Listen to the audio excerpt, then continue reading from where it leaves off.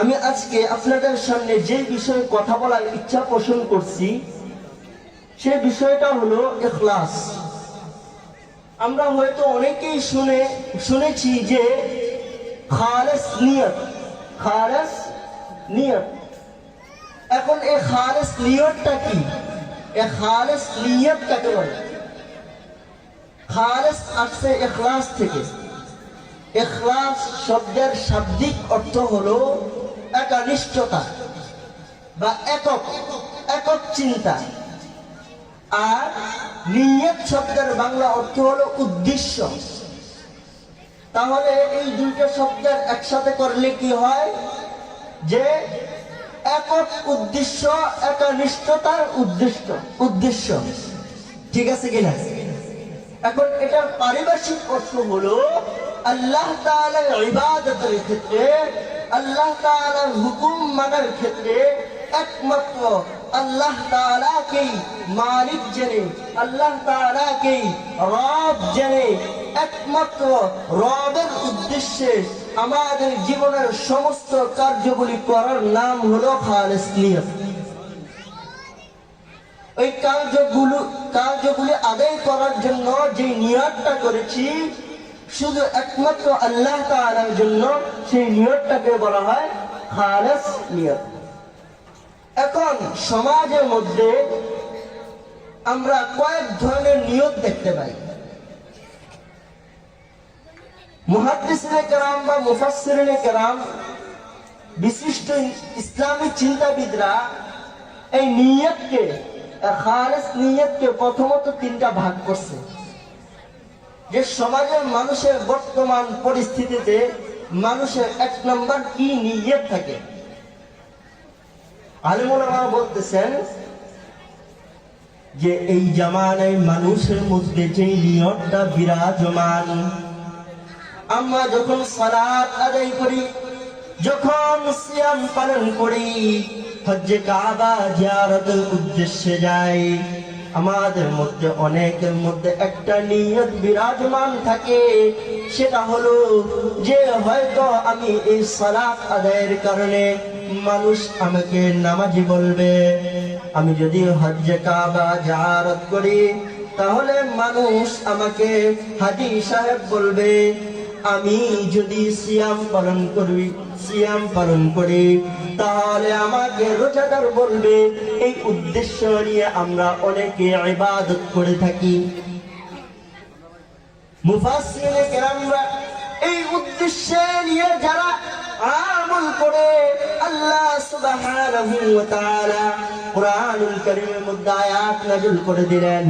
আল্লাহ সুবহানাহু ওয়া তাআলা বলেন, মান কানা ইউরিদুল হায়াতাদ দুনিয়া ওয়া যিনাতাহা,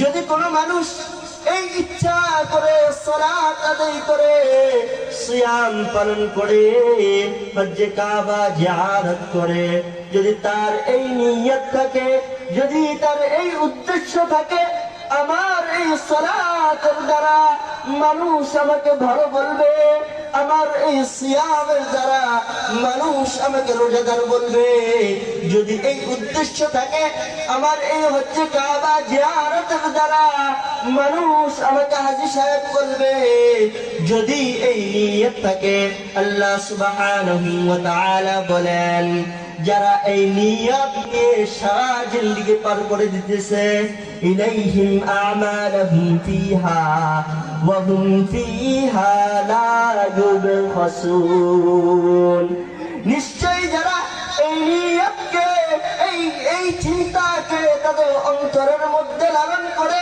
আল্লাহ সুবহানাহু ওয়া তাআলা দুনিয়ার জমিনের মধ্যে ওই সকল মানুষদেরকে মানুষের সামনে নামাজি হিসাবে উপস্থিত করবেন। ঠিকই তাদেরকে হাজী সাহেব বলে মানুষের সামনে উপস্থাপন করবেন ঠিকই, কিন্তু পরবর্তী আয়াতে আল্লাহ সুবহানাহু ওয়া তাআলা বলেন, উলাইকাল্লাযীনা লাইসা লাহুম ফিল আখিরাতি ইল্লান নার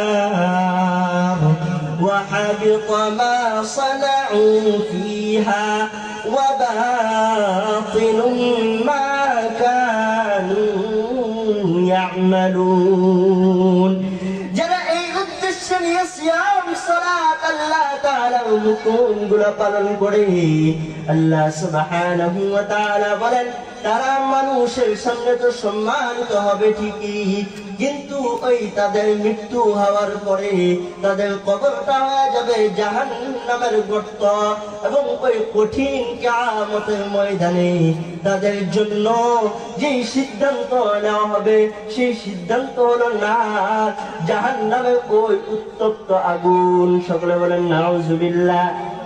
তাহলে আমাদের আমল করার জন্য আমাদের চিন্তা কি থাকতে হবে? আমাদের উদ্দেশ্য থাকতে হবে একমাত্র আল্লাহ সুবহানাহু ওয়া তাআলার জন্য।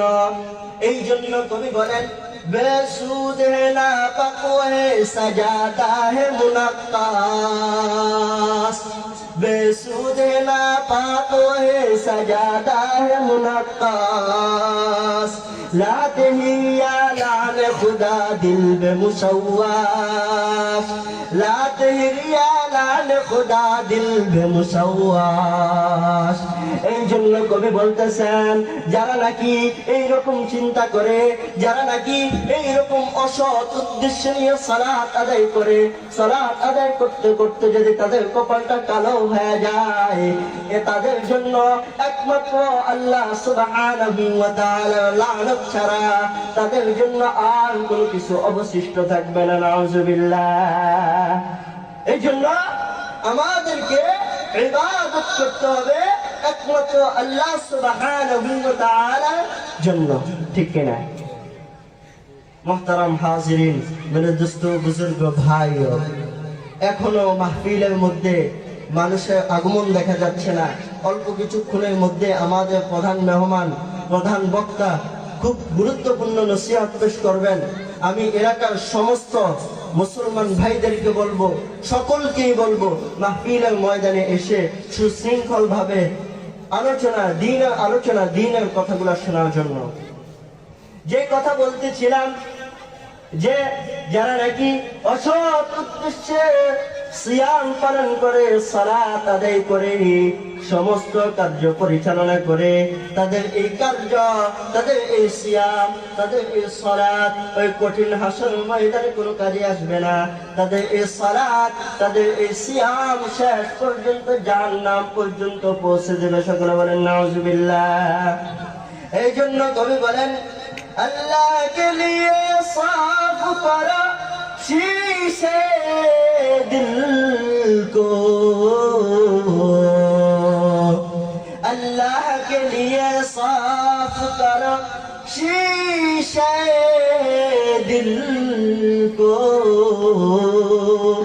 दिलदार हुए जब के करो आईने दिल को।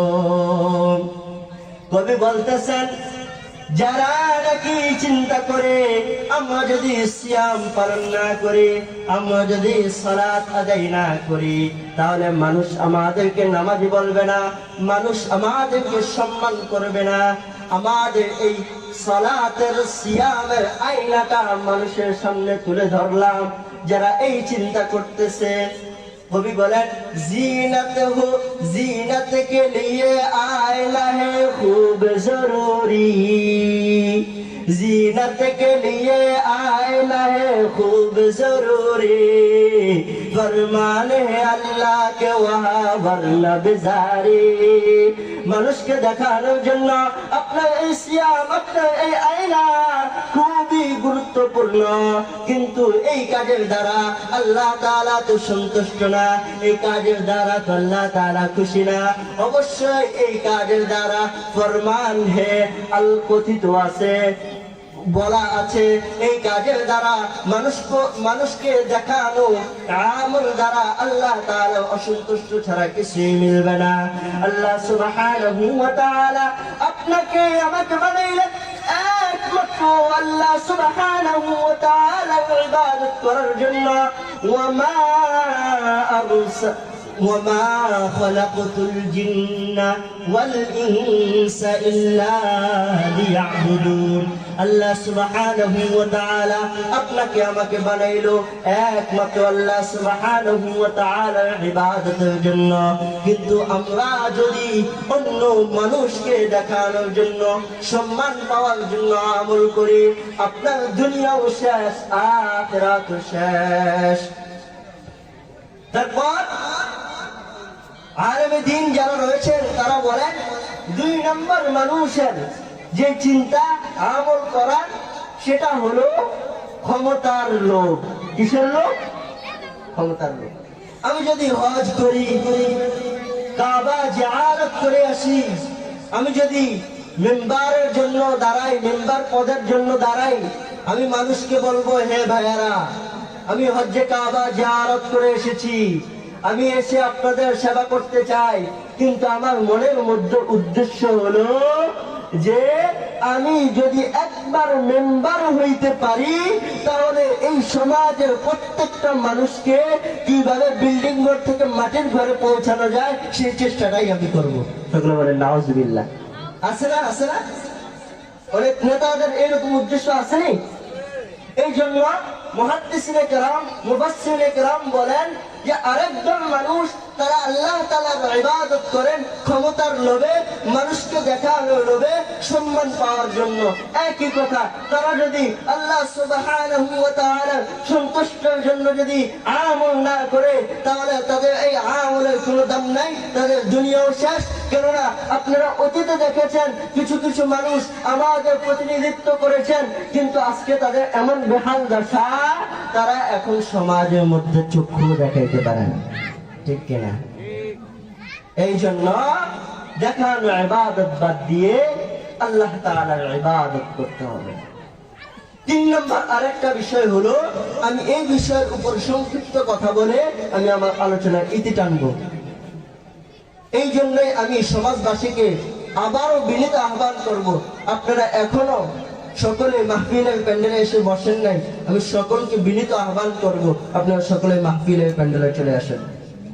আরেকটা চিন্তা হলো আমাদের মধ্যে থেকে থাকে, সেই চিন্তাটা হলো যে আমি আল্লাহ তাআলাকে রাজি খুশি করতে চাই, আমি আল্লাহ তাআলার নৈকট্য লাভ করতে চাই, কিন্তু আমার মনে মনে আসে যে যদি মানুষ আমাকে নামাজি বলতো, যদি মানুষ আমাকে হাজী সাহেব বলতো, যদি মানুষ আমাকে রোজাদার বলতো, কিন্তু একদিকে আমার চিন্তা আল্লাহ তাআলার খুশি, একদিকে চিন্তা আল্লাহ তাআলার ভয়, আর একদিকে চিন্তা যে আমাকে যদি মানুষ নামাজি বলতো, আমাকে যদি মানুষ রোজাদার বলতো। এইরকম চিন্তা যাদের রয়েছে তাদের জন্য আল্লাহ সুবহানাহু ওয়া তাআলা বলেন, লাইসা আলাইকুম জুনাহুন আন তাবতাগু ফাদলান মির রাব্বিকুম। যারা নাকি আল্লাহ সুবহানাহু ওয়া তাআলার উদ্দেশ্যে, আল্লাহ সুবহানাহু ওয়া তাআলার জন্য আমল করবে, আল্লাহ সুবহানাহু ওয়া তাআলার জন্য নিজের জীবনটাকে বিলিয়ে দিবে, তাদেরকে মানুষ এমনিতেই নামাজি বলবে, তাদেরকে মানুষ এমনিতেই সিয়াম রোজাদার বলবে, এমনিতেই মানুষ তাদের